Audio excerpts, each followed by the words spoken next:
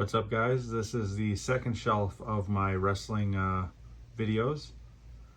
We start off with SummerSlam 1990. This was when other pay-per-views besides WrestleMania actually started to get really good. Hogan and Earthquake's storyline was really good for this pay-per-view, and so was the Ultimate Warriors and Rick Rude's.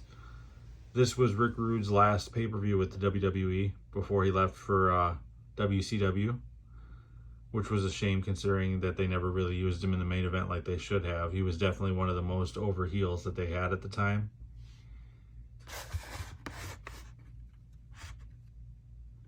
Mr. Perfect and Texas Tornado was also a very good match. Demolition versus the Hart Foundation was probably one of my favorite matches on this entire pay-per-view.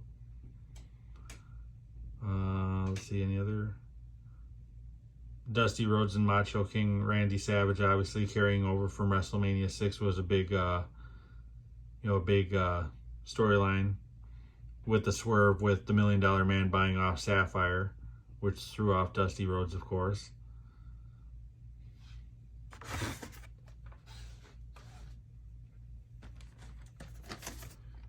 This one doesn't have the cover art, but it's Survivor Series 1990. This was actually, as far as the old school Survivor Series go, this was probably my favorite up till 94 of all the Survivor Series, because they had all the traditional Survivor Series matches with all the winners of those matches then facing each other in an ultimate match of survival. So, I mean, I thought that was a good twist to make there have stakes. I wish they would have continued doing that, but they kind of got away from it.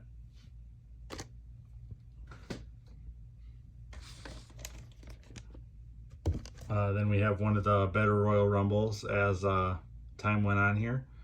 Royal Rumble 1991. I really enjoyed this Royal Rumble as far as the match itself. A lot of people in the ring, a lot of big names.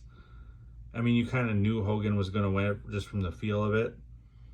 But as far as all the names in the Royal Rumble, it made it to where you know anyone really could have won it, and it was believable that they might have, but you kind of knew. As far as the matches before the Royal Rumble, obviously, as you can see here, there wasn't anything really to write home about except for Sergeant Slaughter and the Ultimate Warrior, which was an kind of match.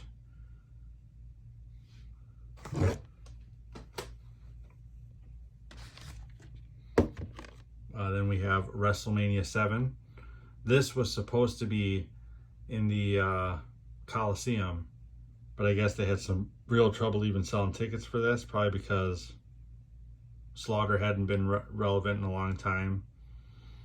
Versus Hogan. They were saying it was because of security reasons with the whole Middle East angle, and I don't believe that at all.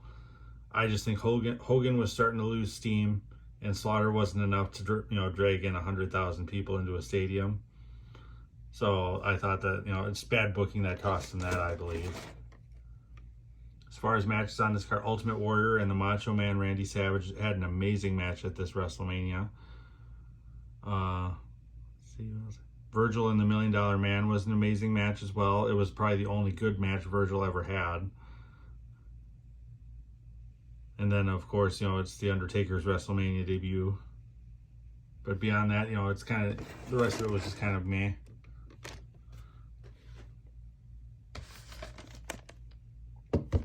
Then we have SummerSlam 1991. This was better as far as SummerSlams go as well. There were some classic matches that happened here. Obviously, the wedding was a big part of it.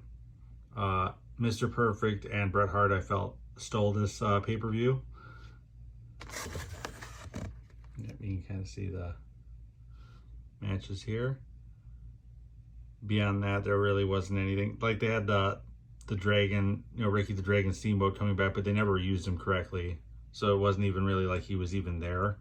A lot of people even forget that he came back in 91 because he went to WCW, came back, and then went back to WCW again.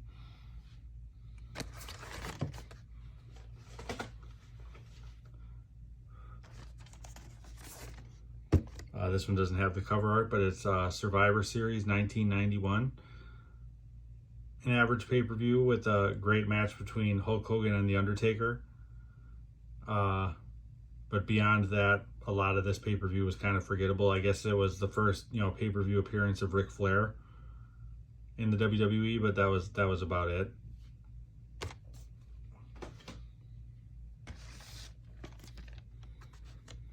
Then we have what most people consider to be the best Royal Rumble ever, and I would concur with that. There was a couple Royal Rumbles I like more than this one, but this is definitely easily a top 5 as far as the Royal Rumble match itself. I mean, with the title being on the line and the fact that anyone could win, made you pay attention to every single entrant all the time. And there were definitely some names in this Royal Rumble too, former champions and all that stuff, who you could believe would win this match. So kudos to them for that. As far as matches beforehand, again, not a lot, because they were saving all their big names for the Royal Rumble, so there wasn't anything. You knew Legion of Doom and the Natural Disasters was going to be horrible. So it is what it is. Still a great Royal Rumble match.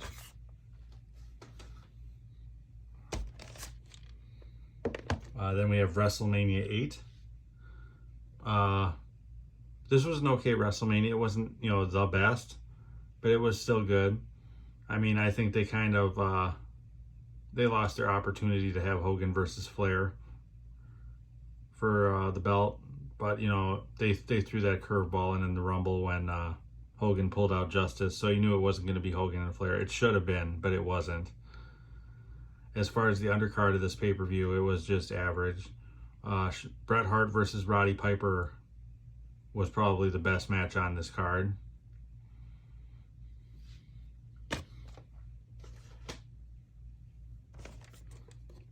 This one doesn't have the cover art, but it's SummerSlam 1992. This one was big crowd, big stadium, very, very average show. Bret Hart versus the British Bulldog was the only good match on this entire pay-per-view. I mean, you could skip the rest of this, in my opinion.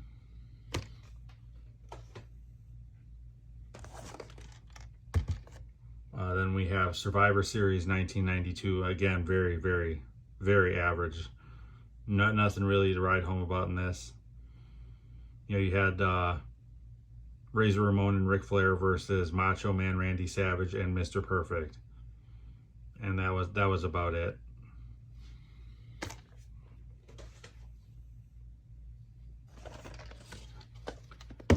And from there, we kind of go to a forgettable Royal Rumble 93.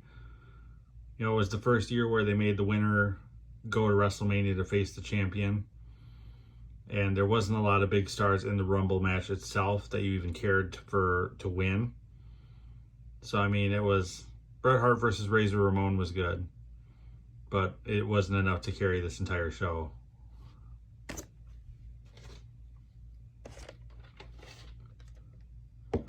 Then, of course, you have WrestleMania IX from Caesar's Palace.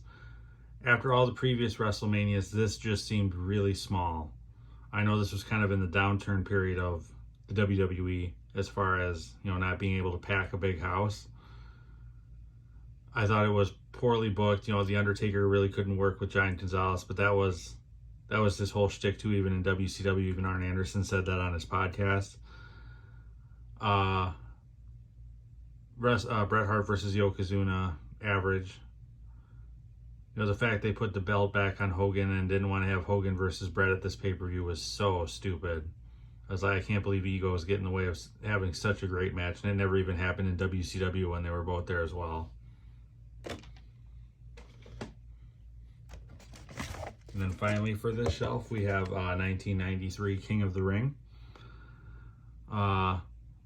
This was one of the only great King of the Rings, in my opinion, as far as it actually seeming like it was a big deal and that it mattered. Hogan versus Yokozuna was a big match, and the way they pulled it off was good. I still think it should have been Bret versus Hogan at WrestleMania IX, but it wasn't. But as far as the actual King of the Ring itself, with all the big stars in that and all of the swerves and all that stuff, and even the undercard matches, like the tag team match and all that stuff, were good. The Smoking Guns, the Steiner Brothers, Money Inc., and the Head Shrinkers was a great match. Shawn Michaels versus Crush was a great match. Mr. Perfect, you know, versus Mr. Hughes wasn't very good, but you got to see Mr. Perfect versus Bret Hart 2 after that in the semifinals. And even Bam Bam Bigelow and Bret Hart had a really good finals match in the King of the Ring. So there's not much bad things to say about this pay-per-view here. Leave your comments down below what you think of any of these pay-per-views. But until next time.